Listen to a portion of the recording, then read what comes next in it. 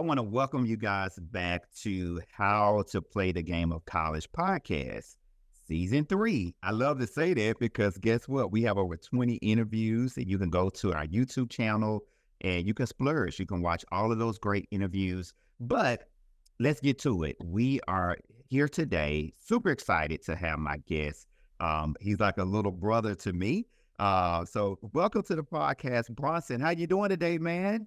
Good, Dr. Boyd. How you doing, man? Man, I'm good, man. I don't know when this is being recorded, but I feel like it's around the weekend, so I feel really good. Every day is always a day closer to the weekend. Exactly, man. So again, man, we want to welcome you to the podcast, and what I do is let you get started by telling us who you are, man, a brief overview, what you do, and then we'll get into it. Yeah, so professionally, I'm an associate brand manager for WM Bar, also known as Bar Brands.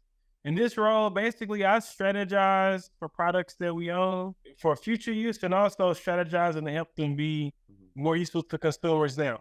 Okay.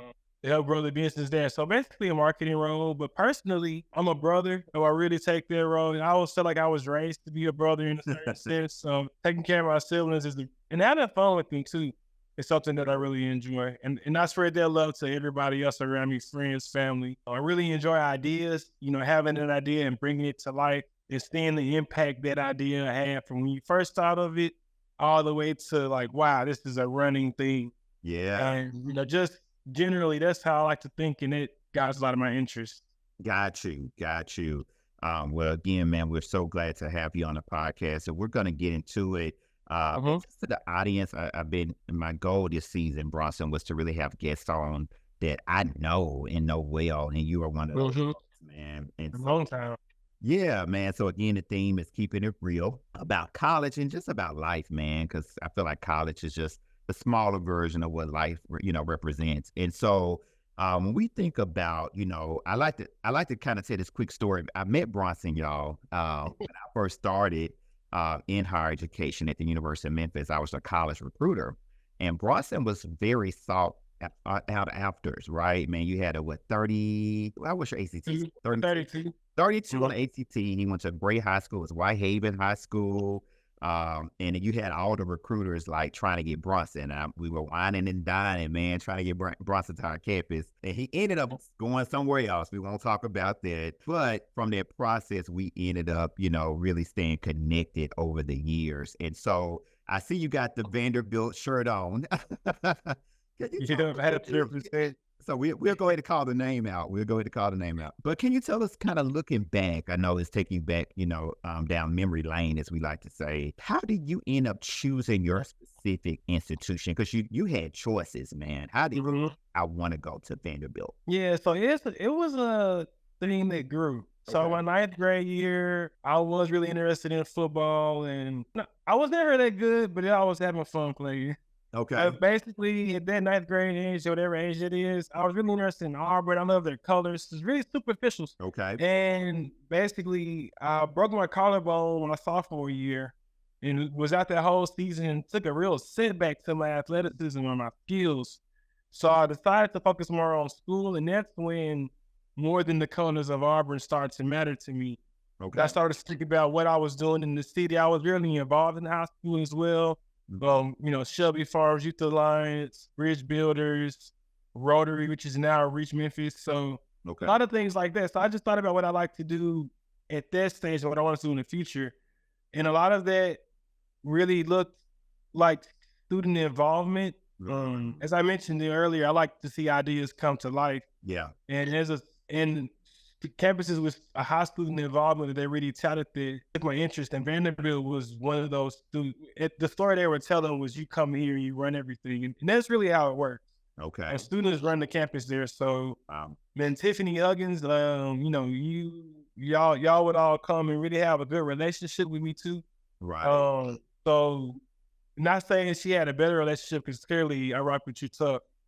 But she also was somebody that I felt like I could relate to. Yeah. And when I say relate to, that doesn't mean we were the same person. Right. But I felt like she really, looked out for me, understood my questions always. Good customer service on the school's end, honestly. And she was the college recruiter at Vanderbilt, right? Correct. Right. Okay, okay, The just so people recruiting. know. So, Okay, so she was the college recruiter. mhm. And I like how you're saying, hey, and I feel like that's your point person or your entry person. And that's great advice, Bronson.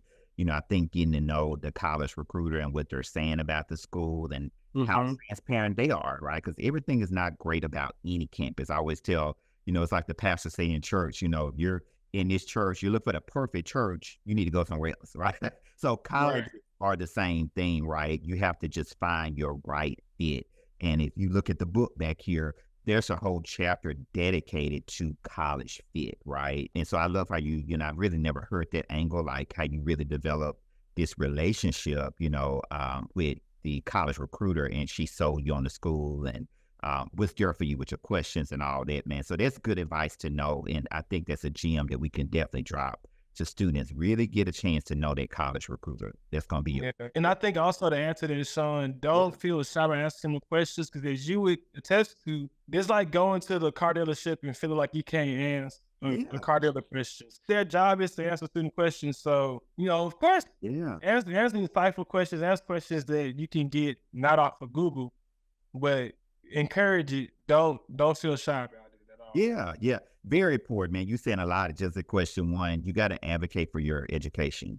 And it's so funny, when I talk to students, when a new shoe come out, or if they're going to get a car at 16, they know everything about their car. They research, they go to TikTok now. There's a lot of folks research, right? Google, they test drive it. You have to do the same thing when it comes to your college education. You just can't fumble on a college campus and you like, it's going to work out. You have to really put in the work up front and set yourself up for success. So I love how you say, ask those questions. Again, it may not be everything you want to hear, but no college campus, again, is perfect. So you got to just figure out like, hey, it's an HBCU for me. It's a community college for me. It's a Vanderbilt for me, right? And then you go from there. Okay. Bronson, man, some good stuff right out the gate. So let's go deeper. Yeah. And so you got to Vanderbilt. And again, the theme of this season is keeping it real. I think the past two seasons, I like to say, and I, man, had some great guests. Again, I encourage folks to go back and watch those. But, I did a lot of fluff questions, like, hey, you went to this college and, let's represent. You had the best college career. You got the best job, right? But I know that's not the case for most people. It's the young folks say life be life and life be life. And yes, No, life be life and yes. And so if you think back, man, when you got to Vanderbilt, were there any obstacles or any, situations that you got into that, you're like, man, it almost took me out of there. Can you go into maybe some of those for us? Yeah, I think coming into Vandy, as you mentioned, Shawn, I was a hot rocket. Not a lot of things slowed me down. I wouldn't say they didn't get in my way, but they didn't slow me down at that point. So I wasn't really too familiar with one having to really work for many things. Okay. In a sense of, being disciplined, planning out my work, being introspective about what I need to work on. That's a process that I didn't have to do Right. many times. So Vanderbilt really challenged me.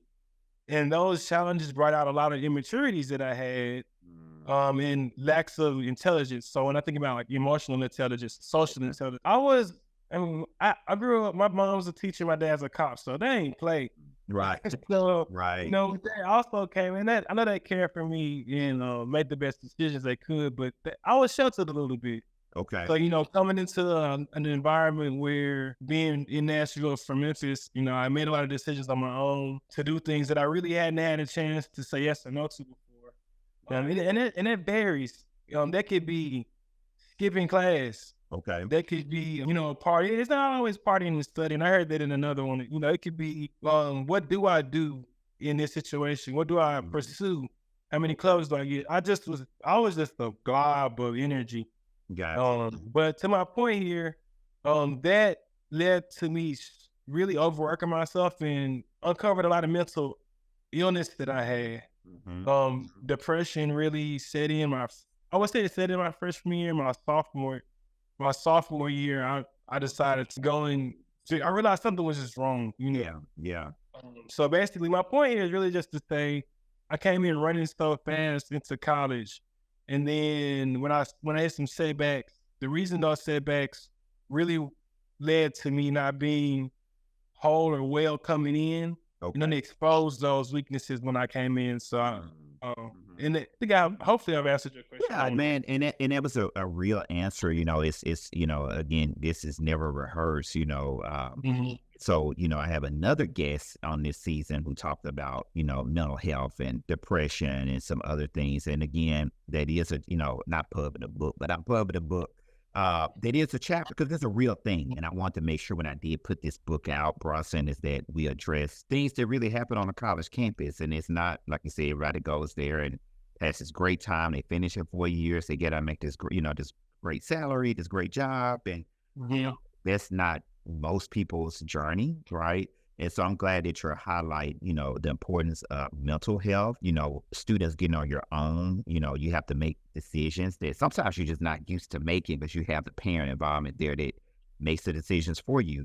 Let me go a little deeper. When we talk about mental health, well, there are certain signs, if there's a student that's watching this and it's like you said, Mhm. I think you used the term like it wasn't feeling right or I wasn't myself. Can you describe what that was? And again, this is to help the students Mhm. that just be watching the podcast. Yes. Yeah, so I think it's hard. So before I say how I felt, Yeah. I feel like it's like any other illness. When you kids, if y'all got jobs right now, y'all might do.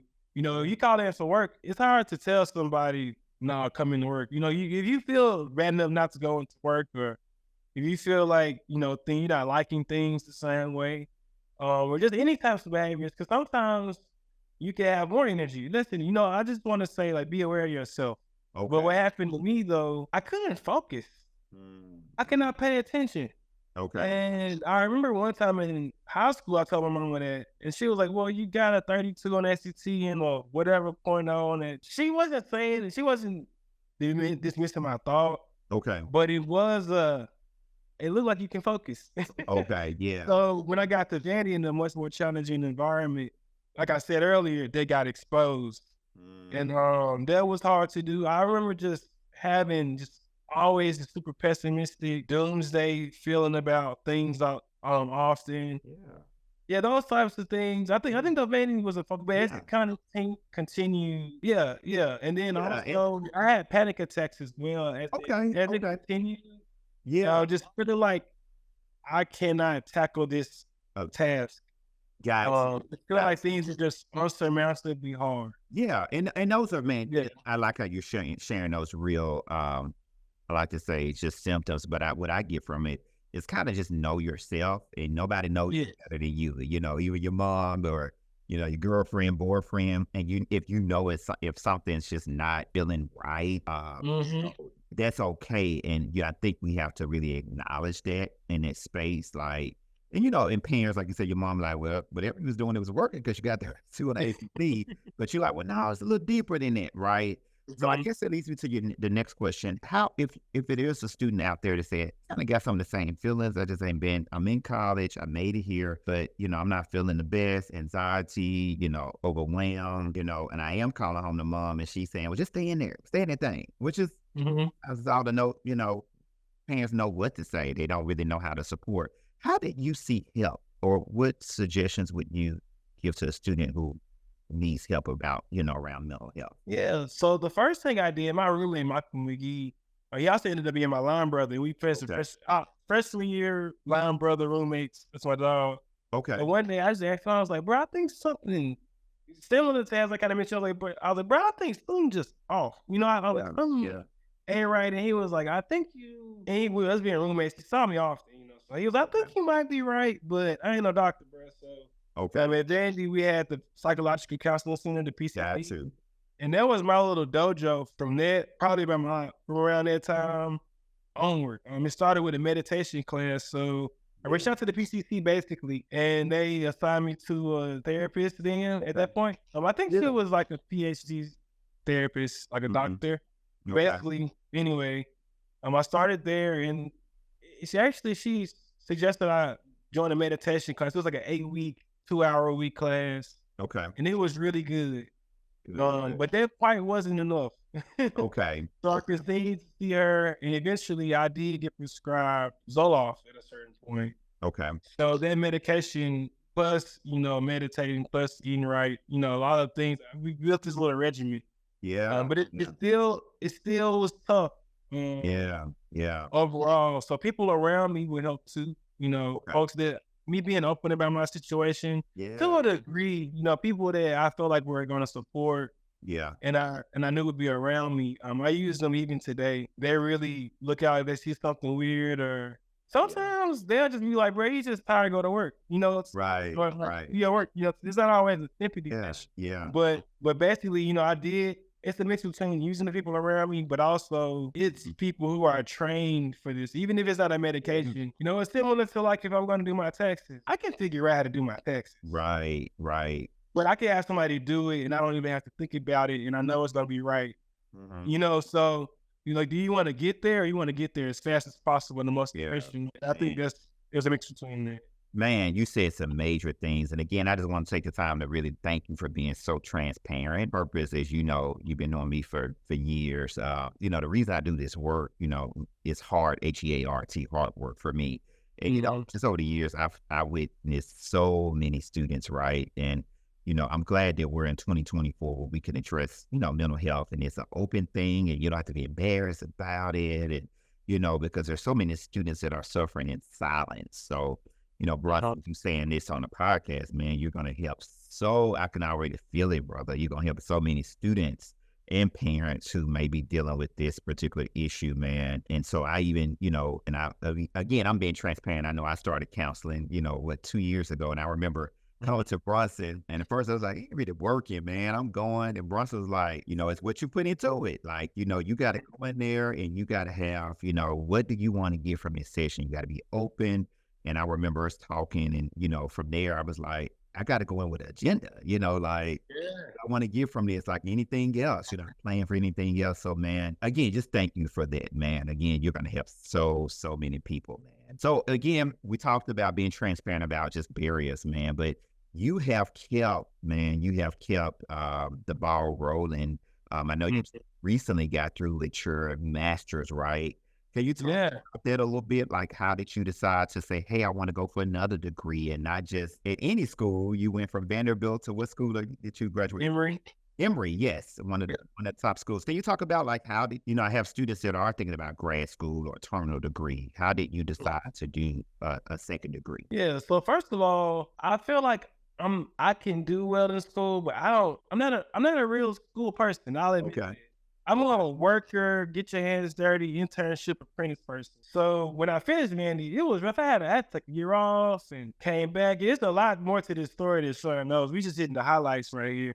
But my point was, it ain't like I had a super easy way through college. So going to grad school was something that I actually avoided. I tried what I call made a run for it. Right. I was tutoring for the ACT. Doing photography and marketing, freelancing, and all trying to build this company, be genius, be life, all that stuff. Yeah. And I learned a lot. I think I said a lot of people, but it came a certain point where I just felt like, golly, I'm not making the strides. I'm not meeting my goals fast enough doing this thing on my own. I decided that the MBA was the route for me. Okay. There's so many different degrees, but. Yeah, and as far as Emory goes, even though Vandy was tough, I did like the school. Okay. So, I think with Emory and Vandy are pretty similar. Yeah. And it's also a very good, Gorsweta is a high-powered business program. Mm-hmm. And what made me similar to my college experience of when I thought about what am I doing now, what I want to do. At the point of applying to Gorsweta, this is Emory's business school name, I realized that I wanted to stay in marketing, but add to that. Okay. And different business schools have somewhat of different strengths. You can probably do anything at any business school. Yeah. But it's just like any college, schools have their strengths and weaknesses. And I felt like Emory was a school that, similar to Vandy, was going to give me a lot of resources. Okay. And I could put my hands on a lot of stuff, but it was small enough to where I could also access the resources. Right. Opportunities too. Okay. Okay. And yeah, and also them giving me, a scholarship is very helpful. Also, Sure. get Yeah. that tour right there. Man, that's great. So That's great. if there's a consortium program, there's a consortium of business schools that offer scholarships to minorities and folks to help minorities. So, Okay. Okay. got Man, again, that's great. And I love how you say, we go to school sometimes. I have 3 degrees. man. And I didn't think, I'm like you, man. I'm not the school guy. I never have been, but I think I talk about in the book, it's about the work ethic that you put behind things. Folks think you got a doctor, you're the smartest person in the world. You're not. I think when I see people with a terminal degree, I'm like, man, they put the sacrifice, they put the dedication Mm-hmm. with tears. But the key thing is like connecting the dots. So when you get to a certain point in life in your career, sometimes you just want more. And with more, it requires more. And sometimes it could be a second degree, sometimes it could be a third degree, it could be a trade, it could be continuing education. Like you said, there's so many different paths. But one thing, I'm a lifelong learner. I love going to conferences, workshops, I do workshops. And so, man, again, I wanted you to share that because, again, I have a lot of students that they got through the undergraduate degree, but they're like, what's next? Is it a master? Mm-hmm. Should I go work for a little bit? And I feel like we got to do a part 2, Bronson, man. But I feel like that's the gift and the curse when folks who can interview, right? It could be an hour, but we keep it If these you 30 minutes, man. So with that being said, man, believe it or not, we're almost at the 30 minutes. So wow. in closing, is there any I put the book out, How to Play the Game of College, because I'm dropping in some major gems and I want to do this podcast to kind of bring some of those conversations in the book to life, right? Is there one piece of the game, like, looking through your life, man, if you were able to add to this book, and I say, "Bro, Mm-hmm. I want you to write a little bit, a chapter, what would that chapter be? What type of advice, would you give to students or parents or just people in general?" I think when people are aspiring to do something, they often look at what they're good at, what they want to do, Okay. what they like to do. But I think there's just as much power in what you don't want to do, what you don't like to do, what you don't say can't, but maybe ain't gonna do. Right. On which can really be great. It can make you make the choice to say no, or it can make you make a choice to attack those things and make that an opportunity from a challenge or from a problem. Yeah. So I would really say that I had when I first got to Vandy, I wanted to be a geneticist. Okay. In St. Jude, it was like, no, I don't want to do that.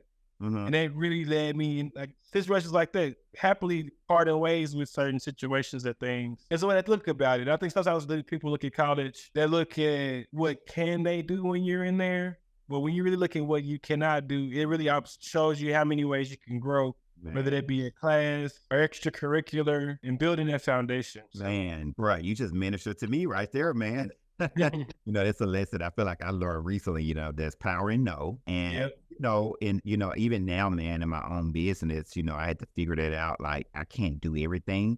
I have E's and A, B, C, and D, and it's okay if I don't have the E, and it's okay to tell people that, right? And so I like how you're saying, figuring out both because it's going to help. It's life, man. Life is just a path. The good, the ugly, all of it just kind of comes together, man. So being able to embrace it all parts of it, man, you'll have a life that, no one could say, I live with regrets, and so I want to appreciate you being on here. One part of the podcast that I'm doing, man, again, I told you I was super intentional about bringing who I know. And one part of the segment, man, I want to give folks their flowers, man, for what they have meant to me in the development of me. And man, again, you represent a huge part of that, man. Bronson mentioned he's got the marketing background, and Bronson did my first website, y'all. My pictures, he still does pictures for my family. So if y'all see the Christmas pictures or events that we have, usually it's Bronson behind the camera. But again, as a little brother, man, like he's just one that I can go to, man. I go to you, pour into you, man. It's like that mentor-mentee relationship. It's never that, sometimes people think I can only go to my mentor for advice. No. I'm ready to tell you, man, I could go to my mentee and I leave, man, just fulfilled. I'm ready to take on the world, man. We share some great ideas, great times together. So, man, I'm just excited. Number one, just blessed to have you in my life. But more importantly, man, I feel like this is just the beginning, man. You got so many more things to do.